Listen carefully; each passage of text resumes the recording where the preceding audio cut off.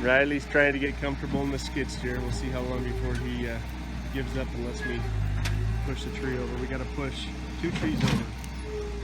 There's 2 right here. That's a beautiful tree right there.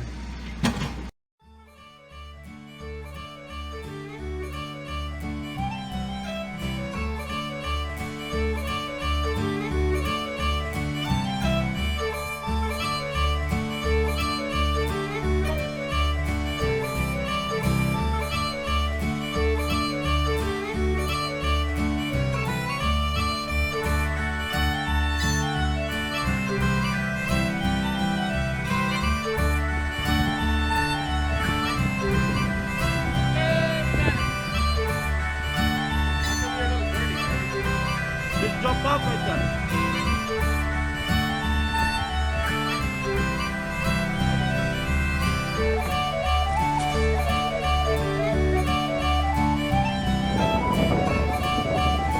Perfecto.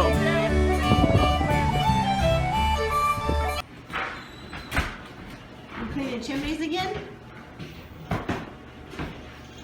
Riley's worse than I am. Did you put him to work or what? He was driving the skid steer, I was driving the tractor. Where we broke a hydraulic line, You put your muddy boots in my house. we broke the hydraulic line and we got to go back up there. We brought the dog back. He don't want to be up there anymore. It's so dry. We need some rain. Okay, bye. Bye. Have Love fun. you. Love you too. Rooster, what do you got going over here? Mexican tacos. Mexican tacos.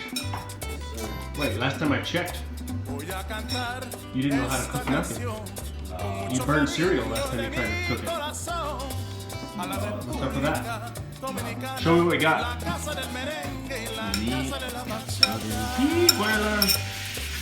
We got some rabbit, some jackrabbit, and onions. No?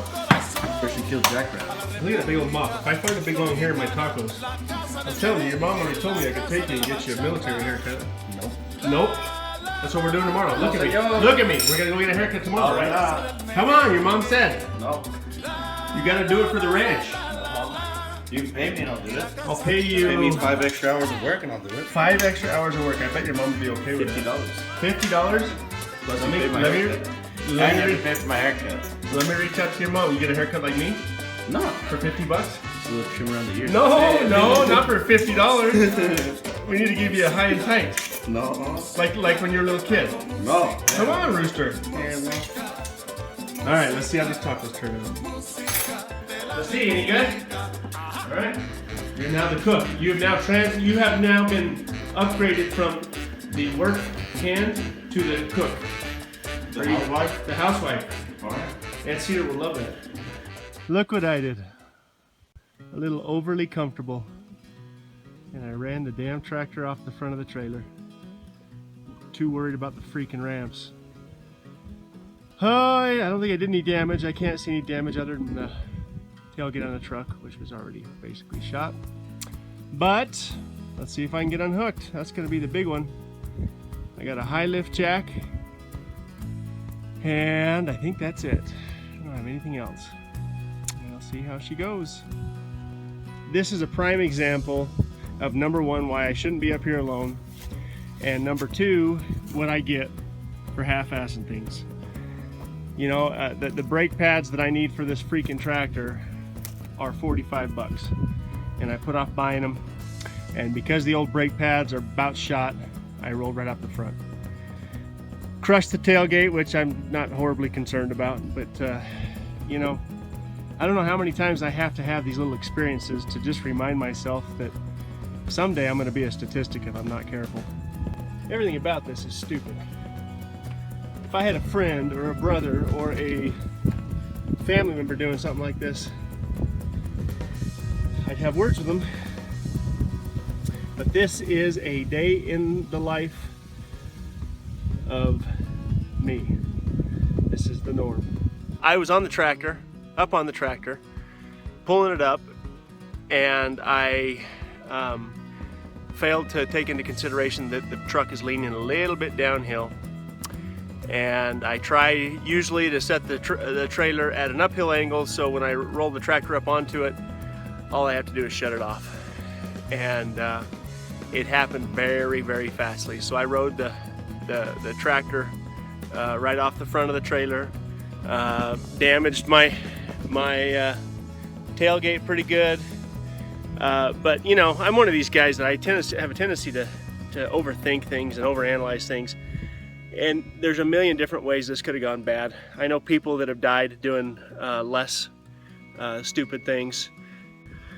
I have my wife and 5 kids that depend on me, and if I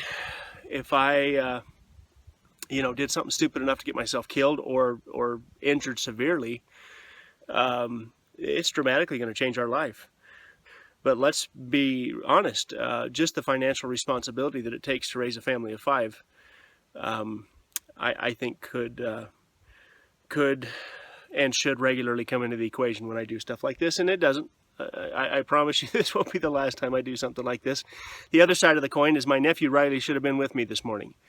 He was still asleep when I left, and so I left him there. And the other side of the equation is that he could have gotten injured or killed. You know, he's smart enough and I'm smart enough where I probably wouldn't have allowed him to stand right in front of the trailer, you know, but who knows? What if he was guiding me on or something like that? I couldn't imagine having to call my sister and tell her that I've killed her youngest son. Everything about this could have been a million times worse. The worst case scenario is I got a little bit of diesel leaking out of the front of the engine, which I think actually was probably already doing that. Didn't damage anything. I think the only damage that it did is it smashed my beautifully wired trailer lights. But if that is the extent of the damage, I'm okay with it. So the moral of the story is I could say that I'm lucky. I could pretend that I'm lucky and say, man, wow, that was lucky. That could have been worse. The problem is when you've done enough stupid stuff like I have in my life, you have to at some point acknowledge that luck has nothing to do with it. I'm one of these guys that I'm a little rough around the edges, but I'm very, very, very committed to my religious beliefs, because I routinely am watched over and protected, routinely, constantly. And for me to think that that's coming from any other place but from my Heavenly Father is asinine, is absolutely ridiculous. And again, you people out there can think what you want. I'm not really looking for anybody to try and convince me otherwise. But all I can say is I've had too many little experiences like this where when the smoke cleared, it could have been so much worse. And for that reason, I'm grateful. These are, you can see the stake there. One stake there, one stake way out there, one stake right there, one stake right there. That represents 40 feet wide by 50 feet deep. This is where our barn / house is going to be. We started yesterday with the skid steer, trying to get everything leveled out, and we just ran out of time. We did enough other little things with the skid steer that we just didn't get a whole lot accomplished. But we got the stakes put in the ground. I really want to get a lot of this dirt. I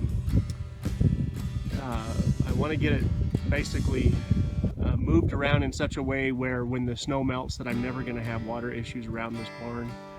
So I'm going to take a lot of this dirt off the hill and give it a path to run down below. But we got the hole filled in where the well was.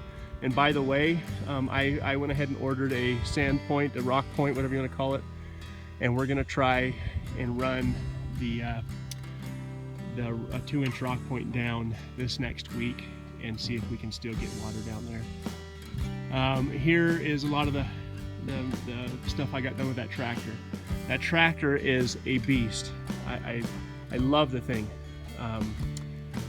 It just has tremendous power, doesn't smoke any more than it should for a diesel. I picked up that box scraper right there for $250.